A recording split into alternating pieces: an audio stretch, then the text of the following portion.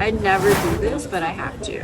One of the most popular summer destinations here in Korea is Busan. I took the KTX train from Seoul Station, which took around 3 hours. So after listening to some music and doing some study, I arrived and went to my first destination. The Gumchon Culture Village is one of the most popular tourist spots here in Busan. The reason why is there's amazing street art and lots of unique shops that have different food and also unique services like this shop, which allowed you to send in a photo and then it would print it on wood, which is pretty cool.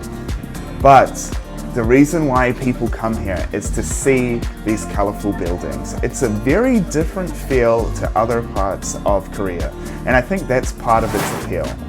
In addition to that, I love the unique alleyways that you can walk up, and it seems like there's always something new to explore. After about 2 hours exploring the Gumchon Culture Village, we decided to get some food. So we found a cafe southwest of Busan called Cafe Brittany. And we went here because it had the same name as my friend Brittany, and it did not disappoint. As you can see, the interior is beautiful, but even more than that, the owners of this cafe are just great people that really treated us well, and the food was amazing, of course. After enjoying the sunset, we made our way back to Gwangli Beach, where we saw a lot of young people celebrating and lots of people shooting off fireworks. But it's day 2. What did we do? Well, we heard that there's some really good fresh seafood in northern Busan.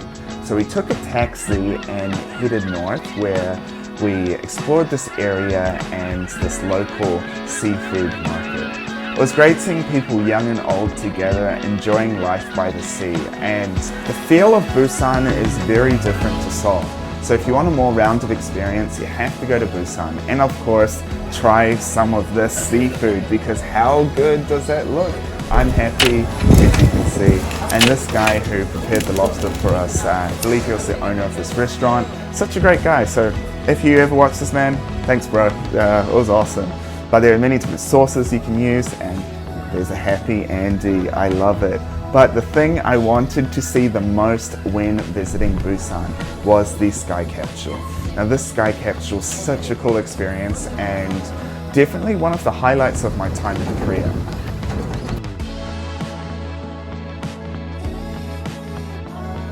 I first heard about this sky capsule through Instagram, and I'm really glad that I did see it, because it was so much better than people made it look. And as happy as I am there, as you can see, the experience is so much better in person. So please, if you go to Busan, you have to go here. Speaking of Instagram, if you want to see behind the scenes photos and other places that I don't post on YouTube, check it out. Link is in the description.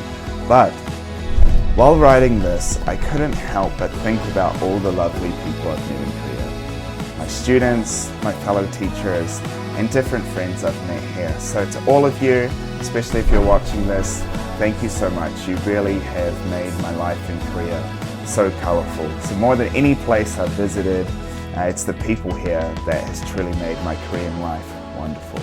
But unfortunately, my trip was coming to the end, so I got some fish and chips, which as a Kiwi was great to have again, and I made my way home.